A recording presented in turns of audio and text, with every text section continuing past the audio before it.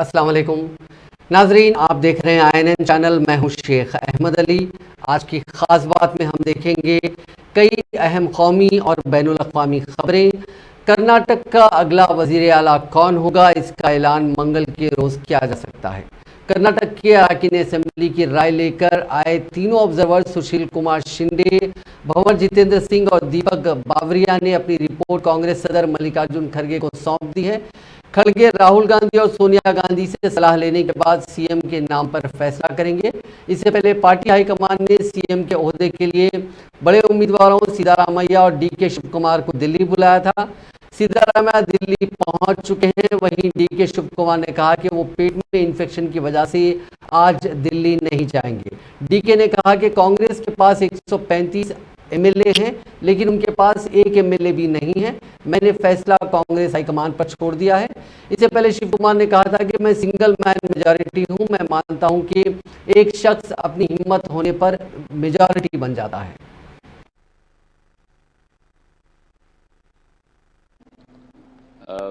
एक बार फिर कर्नाटक के 6.5 करोड़ भाई बहनों का बहुत बहुत कोटि कोटि धन्यवाद, जिन्होंने एक नए इतिहास की संरचना की, प्रजातंत्र और संविधान को दोबारा से देश और प्रदेश में मजबूत करने की एक ठोस शुरुआत की है। 136 कांग्रेस के विधायक, 135 जमा 1 अलाय और 2 इंडिपेंडेंट विधायक, 138 विधायकों का भारतीय राष्ट्रीय कांग्रेस को कर्नाटक इकाई को अब समर्थन है। कल 2 प्रस्ताव पारित किए गए विधायक दल की पहली बैठक में। एक धन्यवाद प्रस्ताव था और दूसरे प्रस्ताव से कांग्रेस अध्यक्ष माननीय मल्लिकार्जुन खड़गे साहब को अधिकृत किया गया कि वो कांग्रेस विधायक दल के अगले नेता का चयन करें। 3 महत्वपूर्ण ऑब्जर्वर्स भारतीय राष्ट्रीय कांग्रेस के नेतृत्व में भेजे थे। उन्होंने एक एक विधायक से उनकी राय शुमारी की, उनकी चर्चा की, राजनीतिक हालात की चर्चा की, क्या प्रदेश के हालात होने चाहिए और किस प्रकार का नेतृत्व होना चाहिए, उस पर चर्चा की। वो तीनों आपके सामने आ गए हैं।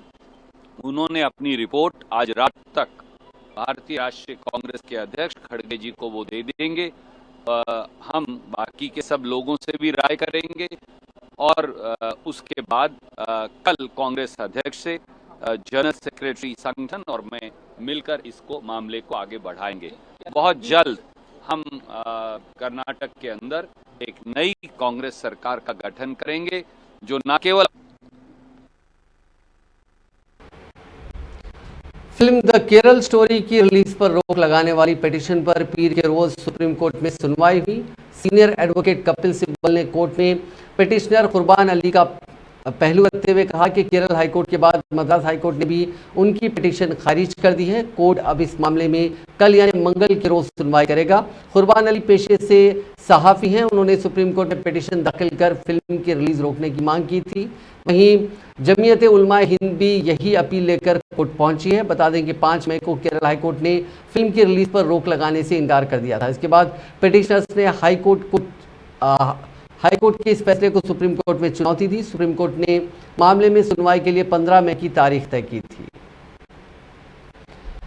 फिल्म द केरला स्टोरी पर गवर्नमेंट मेडिकल कॉलेज जम्मू के हॉस्टल में 2 ग्रुपों के दरमियान हाथापाई हुई, जिस दौरान 5 तालिब इल्म जख्मी हुए। गवर्नमेंट मेडिकल कॉलेज के प्रिंसिपल ने बताया कि झगड़े के दौरान 5 तालिब इल्म जख्मी हुए हैं, जिन्हें तिब्बी इमदाद के बाद अस्पताल से रुखसत किया गया। उन्होंने बताया कि मामले की बारीक बीनी से तहकीकात की जा रही है और मुलविसीन को बख्शा नहीं जाएगा। पुलिस जराये ने बताया कि फिल्म केरला स्टोरी को लेकर गवर्नमेंट मेडिकल कॉलेज जम्मू के बॉयज हॉस्टल के अंदर 2 ग्रुपों के दरमियान हाथापाई शुरू हुई, जिसने झगड़े का रुख अख्तियार किया। उन्होंने बताया कि इस आपसी लड़ाई में 5 तालिब इल्म जख्मी हुए हैं, जिनको इलाज मुआलजे की खातिर नजदीकी अस्पताल मुंतकिल किया गया। उनके मुताबिक पुलिस ने फौरी कार्रवाई अमल में लाकर दोनों ग्रुपों को पुरअमन तौर पर मुंतशिर किया।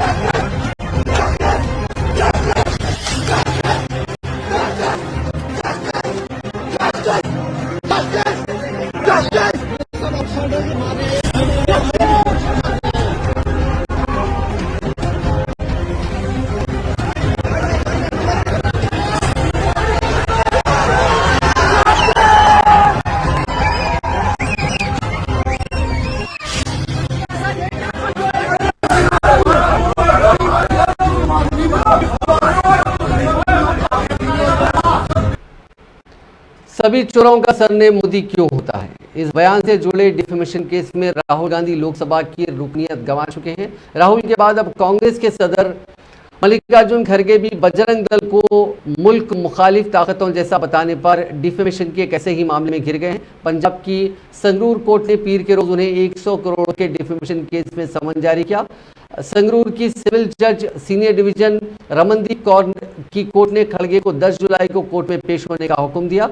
खड़गे पर यह कार्रवाई हिंदू सुरक्षा परिषद और बजरंग दल हिंद के फाउंडर हितेश भारद्वाज की पिटीशन के बाद हुई है। कोर्ट में दायर पिटीशन में हितेश भारद्वाज ने कहा कि कर्नाटक असेंबली इंतखाबात के दौरान मल्लिकार्जुन खड़गे ने बजरंग दल का तकाबुल मुल्क मुखालिफ ताकतों से किया। हितेश के मुताबिक खड़गे ने कहा कि जब भी कांग्रेस की सरकार आती है तो बजरंग दल और इस जैसे दूसरे मुल्क मुखालिफ तंजीमें, मुल्क दुश्मन तंजीमें समाज में नफरत फैलाते हैं, उनके खिलाफ कार्रवाई होगी। जब मैंने देखा कि इलेक्शन मैनिफेस्टो के पेज नंबर 10 पर कांग्रेस ने बजरंग दल का तकाबुल दीगर तंजीमों से, मुल्क मुखालिफ तंजीमों से किया और उन पर पाबंदी लगाने का वादा किया, इसके बाद मैंने कोर्ट का दरवाजा खटखटाया। जमहूरियत में बहस व मुबाहिसा मुस्बित और तामीरी होना चाहिए। जमहूरी माशरे में क़वानीन की बहुत अहमियत होती है और कानून साजी को वाज़ेह करना बहुत ज़रूरी है, क्योंकि जब इस पर अमल दरामद और तशरीह की बात सामने आती है तो वक्त और वसाइल की बचत होती है। इन ख्यालात का इजहार लोकसभा के स्पीकर ओम बिरला ने पार्लियामेंट हाउस कॉम्प्लेक्स में कानून साजी के मुसवदे पर 12 रोज़ा तरबियती प्रोग्राम से खिताब करते हुए किया। उन्होंने मुसवदा साजों से क़वानीन का मुसवदा तैयार करते वक्त मोहतात रहने की ताकीद करते हुए कहा कि मुसवदा साजों को कानून साजी के मुसवदे के बारे में अपने इल्म को बाकायदगी से ताज़ा करना चाहिए। इस कॉन्फ्रेंस से मरकज़ी वज़ीर दाखिला अमित शाह ने भी खिताब किया। उन्होंने कहा कि कानून साजी का मुसवदा हमारी जमहूरियत का एक बहुत अहम जुज़ है। इसके बारे में मालूमात की कमी न सिर्फ क़वानीन और पूरे जमहूरी निज़ाम को कमज़ोर करती है, बल्कि इसके कामकाज में भी रुकावट बनती है, अदलिया भी मुतासिर होती है। कानून बनाने का काम पार्लियामेंट का है। जो विधायक होते हैं, सांसद होते हैं, वो लेजिस्लेटिव विधा के जानकार नहीं होते हैं, वो जनप्रतिनिधि है। वो जनता की अपेक्षाओं को जानते हैं, जनता की दिक्कतों को जानते हैं और उस पर पॉलिटिकल विल से एक निर्णय करते हैं। एक निर्णय कर लिया, परंतु उसको कानून के सांचे में ढालने का काम किसका है? तो उसको कानून के सांचे में ढालने का काम आप लोगों का है और ये बहुत महत्वपूर्ण बात है। पॉलिटिकल विल जो कैबिनेट की होती है, पॉलिटिकल विल जो पार्लियामेंट की होती है, इसको कानून के सांचे में ढालने का काम लेजिस्लेटिव डिपार्टमेंट का होता है। और इसीलिए आज मैं आपको ये बताने आया कुछ सबसे महत्वपूर्ण बात, सबसे महत्वपूर्ण काम आपके पास है। पॉलिटिकल विल को, लोगों की समस्याओं का समाधान करने के रास्तों को और देश की अलग अलग प्रकार की जरूरत है, चाहे डिफेंस की हो, चाहे इंटरनल सिक्योरिटी की हो, चाहे इकोनॉमी की हो, चाहे इंडस्ट्रियल डेवलपमेंट की हो या सुचारू रूप से तंत्र चलाने की, ये सभी को जो इच्छा पार्लियामेंट की और कैबिनेट की है उसको कानूनी स्वरूप देने का काम आपका है। तो ड्राफ्टिंग ये बहुत महत्वपूर्ण है। ड्राफ्टिंग जितना अच्छा होगा, एग्जीक्यूशन इतना सरल हो जाएगा, एग्जीक्यूटिव गलती नहीं करेगी। ड्राफ्टिंग जितना अच्छा होगा, जुडिशरी को भी ओवरस्टेप करने का मौका नहीं मिलेगा। अगर ड्राफ्टिंग में ग्रे एरिया छोड़ देते हो तो व्याख्या करते वक्त कोई एंक्रोचमेंट कर सकता है। ड्राफ्टिंग परिपूर्ण है, ग्रे एरिया ही नहीं है, स्पष्ट है, तो इसकी व्याख्या स्पष्ट हो जाएगी, एग्जीक्यूशन के वक्त भी हो जाएगी और जुडिशियल रिव्यू के वक्त भी हो जाएगी। ड्राफ्टिंग जितना लचर होगा, जुडिशियल रिव्यू में इतना ग्रे एरिया की व्याख्या करने का अधिकार जुडिशरी का बढ़ता है। जुडिशरी के अधिकार से कोई दिक्कत नहीं है, परंतु लेजिस्लेटर की मंशा को कानून में रिफ्लेक्ट होना चाहिए। तो जब आप कानून बनाते हो उस वक्त कैबिनेट की जो स्पिरिट है, वो स्पिरिट को, कैबिनेट के प्रस्ताव को स्पिरिट के साथ, इसकी स्पिरिट को समझकर, संविधान की स्पिरिट को समझकर, दोनों का सामंजस्य कर कानून में ढालने का काम करना है। कानून बनाने का काम पार्लियामेंट का है। जो विधायक होते हैं, सांसद,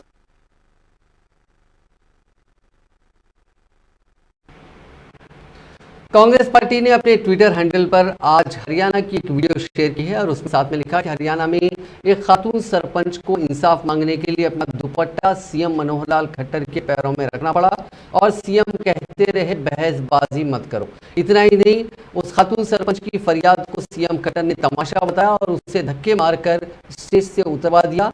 ये शर्मनाक बात है। उन्होंने कहा कि इस घमंड का जवाब जनता देगी।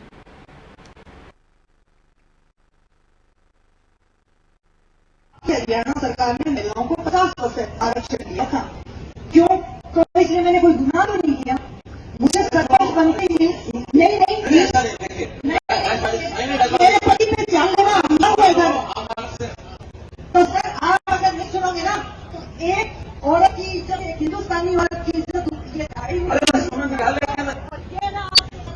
हिंदुस्तानी औरत का दुपट्टा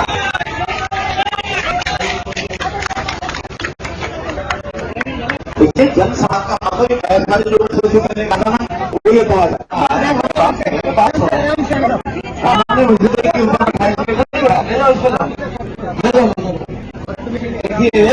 हरियाणा सरकार ने महिलाओं को। छत्तीसगढ़ के वजीर आला भूपेश बघेल ने आज वजीर आजम नरेंद्र मोदी को सख्त तनकीद का निशाना बनाया। उन्होंने कहा कि पीएम मोदी ने जहां हाथ डाला वहां नुकसान हुआ, किसान खुदकुशी करने के लिए मजबूर हैं, नोटबंदी से लोग तबाह हो गए, लॉकडाउन ने लोगों को बर्बाद किया, महंगाई का हाहाकार है और बेरोजगारी अपनी इंतहा पर पहुंच चुकी है।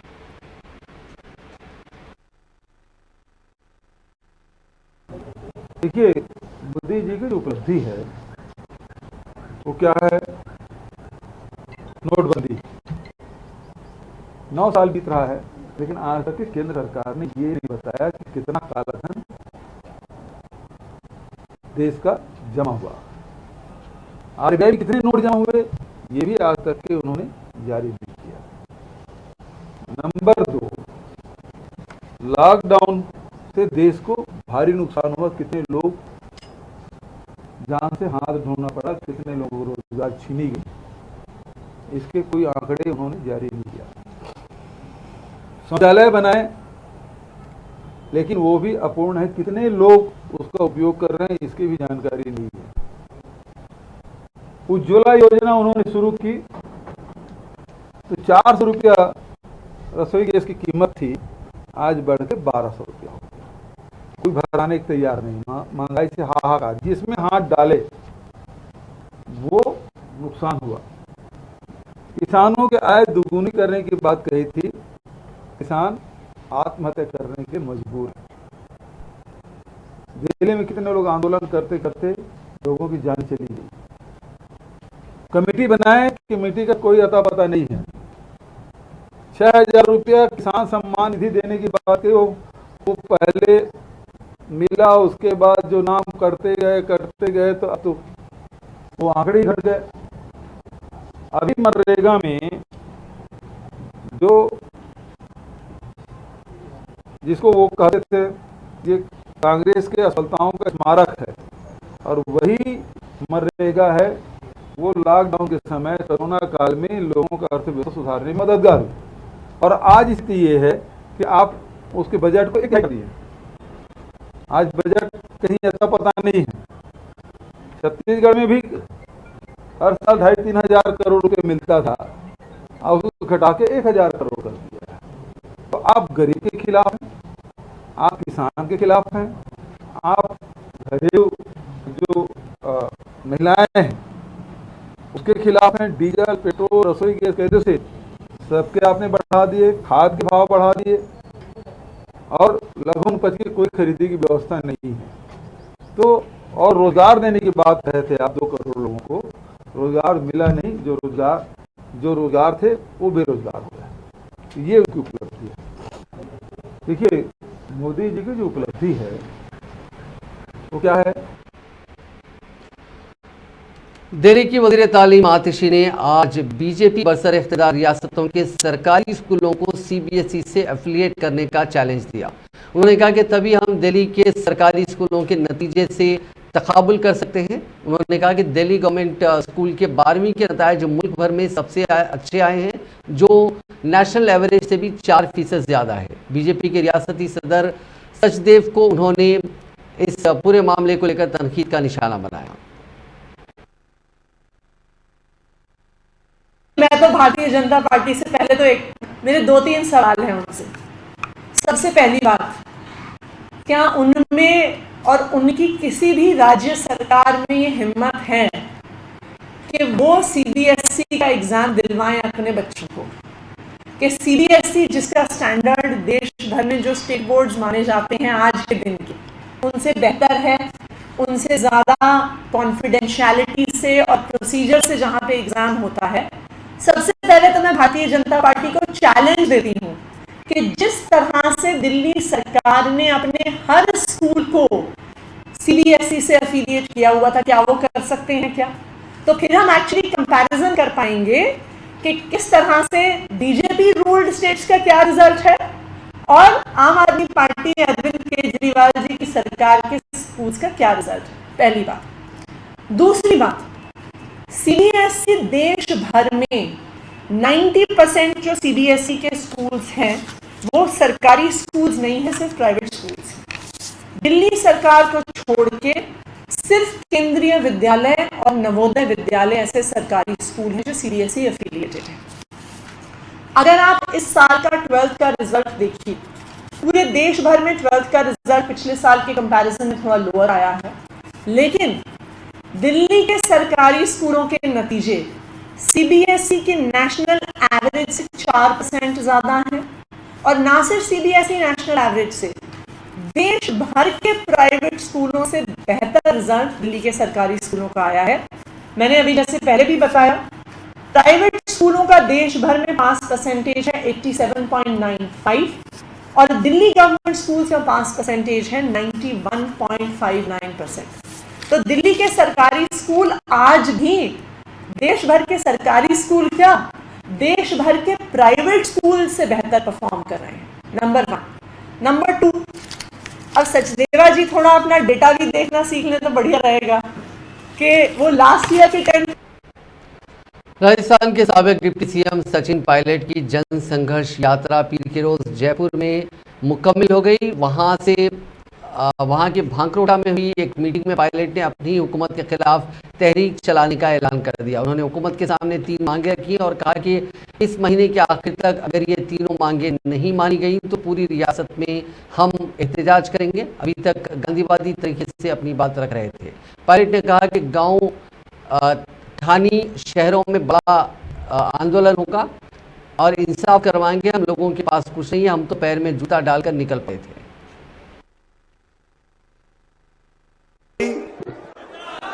15 तारीख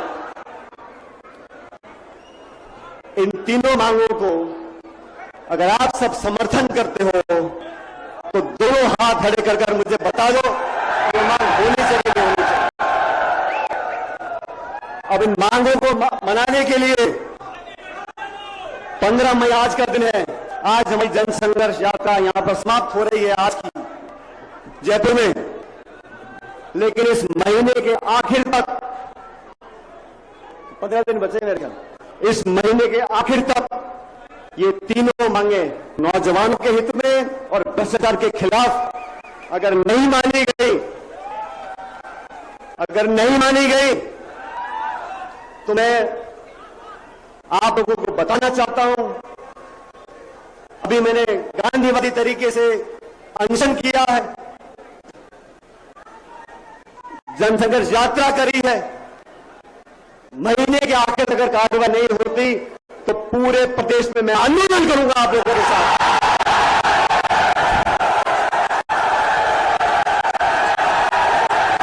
जनता के साथ रहेंगे, गांव में, गाड़ी में, शहरों में हम पैदल चलेंगे, जनता को साथ लेकर चलेंगे, न्याय दिलाएंगे, न्याय करवाएंगे, आपकी बातों रखते रहेंगे। और सुन लो, आप सब सुन लो, हम लोगों के पास कुछ नहीं है, हम लोगों के पास कुछ नहीं है। हम तो पैर में जूता डाल के निकल पड़े थे। मुझे उम्मीद नहीं थी कि यात्रा में कौन आएगा कौन नहीं आएगा। एक दिन की मोहलत दी थी और आप लोग पधारे होते बड़ी संख्या में। हमारे पास जो कुछ भी है, हमारी पूंजी, हमारी ताकत, हमारा सब कुछ ये जनता है और जब हम आंदोलन करेंगे तो एक एक गांव एक एक घर में जाकर न्याय मांगेंगे और न्याय लेकर आएंगे। मेरा आप सब लोग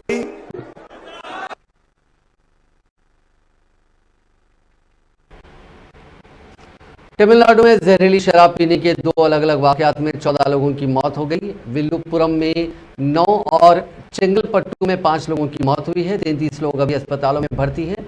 वज़ीर आला एम.के. स्टालिन ने इस मामले में विल्लुपुरम के एसपी को सस्पेंड करने और चेंगलपट्टू के एसपी के तबादले का हुक्म दिया।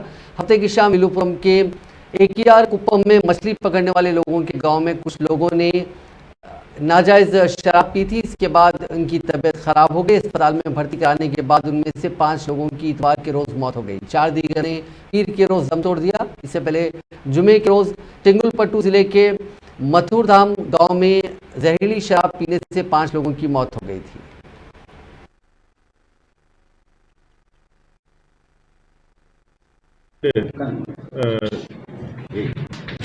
இன்சிடென்ட்ஸ் லிக்கர் டெத் கள்ளசாராயத்தில் விஷசாராயம் ஆர் கள்ளசாராயத்தில் இருந்த 2 இன்சிடென்ட் வந்து ஒன்று செங்கல்பட்டு மாவட்டத்திலையும் இன்னொன்று விழுப்புரம் மாவட்டத்திலையும் ரிப்போர்ட் ஆகிருக்கு.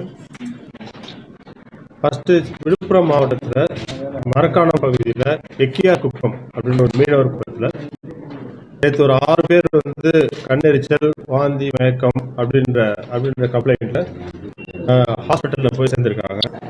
அந்த தகவல் தெரிஞ்ச உடனே காவல்துறையினர் வந்து இது கள்ளசாராயம் விஷசாராயத்தினால ஏற்பட்ட பிரச்சனையாக இருக்கும் அப்படின்னு சொல்லி சந்தேகத்தோட அந்த ஊருக்கு உடனடியாக சென்று அந்த ஊரில் மற்றவர்களுக்கு வந்து அறிவுரை வழங்கி யாராவது பேர் வந்து சாராயம் பிடிச்சிருக்கிறாங்களா அப்படின்ற மாதிரி கேட்டு मणिपुर में 3 मई को पेश आए तशद्दुद के वाक़यात के बाद खुराक की सप्लाई बंद होने से लोग तकरीबन फाका कशी के दाने पर हैं। इम्फाल के तकरीबन तमाम ताजिरों और सप्लायरों ने कहा कि अनाज, दाल, खुर्दनी तेल, आलू वगैरह का कोई ज़ख़ीरा नहीं है। मणिपुर हुकूमत पिछले चंद दिनों से खुराक और पेट्रोलियम मसनूआत के ट्रक लाने की कोशिश कर रही है। ताहम कांगपोकपी ज़िले में ज़्यादातर ट्रक लूट लिए गए और गाड़ियाँ जला दी गईं और इस वजह से तमाम ट्रक वाले ज़िले में वापस आ गए। मणिपुर में फ़िलहाल इंसानी बहरान का सामना है और ज़रूरी अशिया फराहम करने के लिए मरकज़ की तरफ से अब तक कोई मुदाखलत नहीं की गई। इम्फाल से माओइस्ट हाईवे को कुछ नस्ली ग्रुप के लोगों ने बंद कर रखा है। मणिपुर के लोगों ने सिक्योरिटी फोर्सेस से हाईवे को खोलने का मुतालबा किया। अद्वियात खरीदने के लिए कतार में खड़े लोगों ने बताया कि 3 महीने पहले भी मणिपुर को बार बार नाकाबंदी का सामना करना पड़ा था, लेकिन इस बार ज़रूरी अशिया और अद्वियात के अचानक गायब होने से लोग सख्त मुतासिर हैं। सिविल सप्लाईज के वजीर सुवेंद्र ने कहा कि सरकारी गोदामों में चावल की कोई कमी नहीं है और उसे लोगों को फरोख्त किया जाएगा। उन्होंने कहा कि हुकूमत ने 10 अजला में हर खानदान को 10 किलो चावल फरोख्त करने का फैसला किया। मणिपुर में इतवार के रोज़ कुछ ATM खुसूसी इंतजाम के तहत खुले थे। हालांकि ATM के सामने कतार नजर आई। एक बुजुर्ग शहरी ने बताया कि वो कई घंटों से लाइन में खड़ा, लेकिन जब उसकी बारी आई तो पैसे नहीं थे।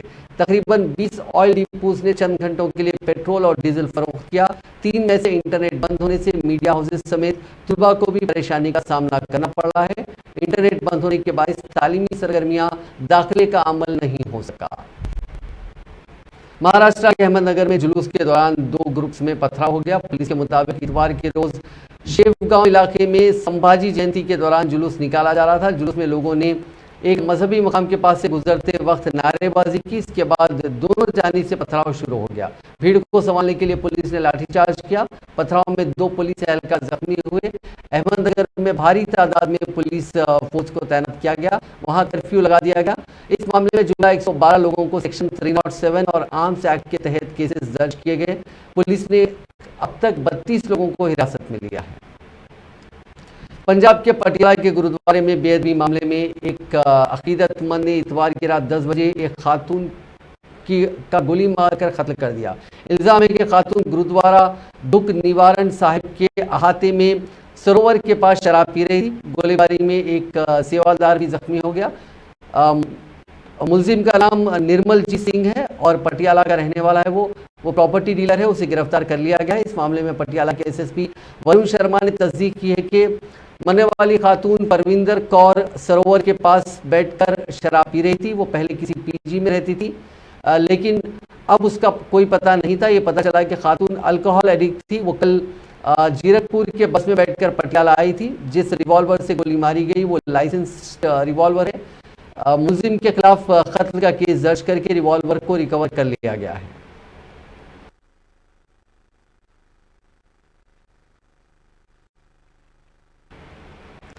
आर्यन खान केस मामले में एनसीबी के साबिक अफसर समीर वानखड़े मुश्किलात में फंसे नजर आ रहे हैं। Narcotics control bureau Mumbai zone के साबिक डायरेक्टर के खिलाफ सीबीआई ने एफआईआर दर्ज की है, जिसमें कई अहम बातों का इंकशाफ हो रहा है। इसमें समीर वानखड़े के खिलाफ अदाकार शाहरुख खान के बेटे आर्यन खान को नहीं फंसाने के बदले 25 करोड़ की रिश्वत मांगने का इल्जाम आयद किया गया। रिपोर्ट्स के मुताबिक एफआईआर की कॉपी के मुताबिक समीर वानखड़े के इशारे पर गोसावी आर्यन खान मामले में 25 करोड़ रुपए का मुतालबा किया था। इस रकम के बदले भरोसा दिया गया था कि आर्यन खान को ड्रग मामले में नहीं फंसाया जाएगा। एफआईआर की कॉपी के मुताबिक समीर वानखड़े ने डील के लिए पैसों के मामले में गोसावी को पूरी छूट दे रखी थी। गोसावी ने 18 करोड़ में माहिदा किया था। यही नहीं, गोसावी ने 50 लाख रुपए पेशगी के तौर पर भी लिए थे। एफआईआर में भी दर्ज है कि समीर वानखड़े ने अपने बैरून मुल्की सफर के बारे में दुरुस्त जानकारी नहीं दी थी। उन्होंने अपनी महंगी घड़ी और कपड़ों के बारे में भी सही मालूमात नहीं दी थी। दिल्ली शराब पॉलिसी केस में सीबीआई ने एक प्राइवेट न्यूज चैनल के कमर्शियल हेड अरविंद कुमार सिंह को गिरफ्तार किया है। वो जून 2021 से जुलाई 2022 तक हवाला मनी ट्रायल में शामिल थे। शराब पॉलिसी केस में दिल्ली के साबिक डिप्टी सीएम मनीष सिसोदिया भी सीबीआई की कस्टडी में है। एजेंसी ने उन्हें 26 फरवरी को गिरफ्तार किया था। थोक महंगाई दर यानी होलसेल प्राइस इंडेक्स अप्रैल में घटकर -0.92% पर आ गया। इससे पहले मार्च 2023 में थोक महंगाई दर 1.34% 1.34% रही। फरवरी 2023 में ये शरह 3.85% थी। लगातार 11वां महीना है जब होलसेल महंगाई कम हुई है।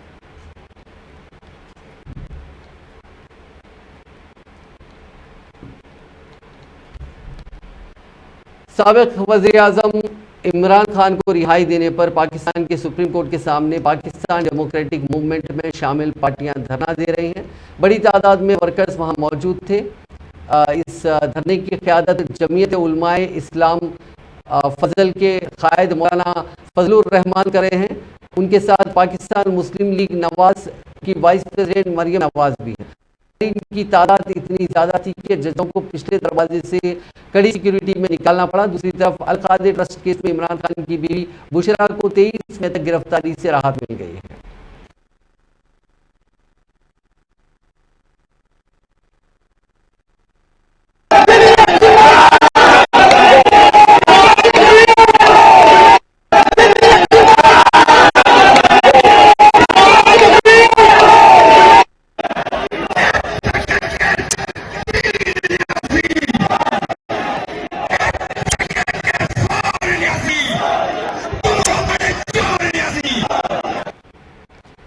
सुपरस्टार अमिताभ बच्चन ने अपने सोशल मीडिया पर एक तस्वीर शेयर की है। इसमें बिग बी बाइक पर बैठे नजर आ रहे हैं। कैप्शन में लिखा, मैं इन्हें नहीं जानता लेकिन फिर भी उन्होंने मेरी मदद की। पीली टी शर्ट, शॉर्ट्स और कैप पहने इस शख्स का शुक्रिया कि उन्होंने वक्त पर मुझे खुशी खुशी अपनी बाइक पर बिठा लिया और मैं सही टाइम पर लोकेशन पर पहुंच गया। वहीं अमिताभ ने अपने ब्लॉग में कहा कि इस बाइक राइड ने उन्हें कॉलेज के पुराने दिनों की याद दिला दी। ब्लॉग में उन्होंने बताया कि वो हर हफ्ते बाइक पर अपने कॉलेज के दोस्तों से मिलने जाया करते थे। बाइक चलाने और बाइक पर बैठने में जो मज़ा है वो कभी भी कम नहीं हो सकता। मुझे आज उन दिनों की याद आ रही है जब ग्रुप पिकनिक पर जाने के लिए कभी कभी फैमिली की कार भी मिल जाया करती थी, लेकिन अब वो वक्त गुजर चुका है। अब हर कदम संभाल के और आराम से रखना होता है। आज भी कभी कभी मेरा मन करता है कि मैं खुद गाड़ी चलाकर काम पर जाऊं। नाज़रीन, आज की खास बात में बस इतना ही। आपसे कल मुलाकात होगी। आप देखते रहिए INN चैनल।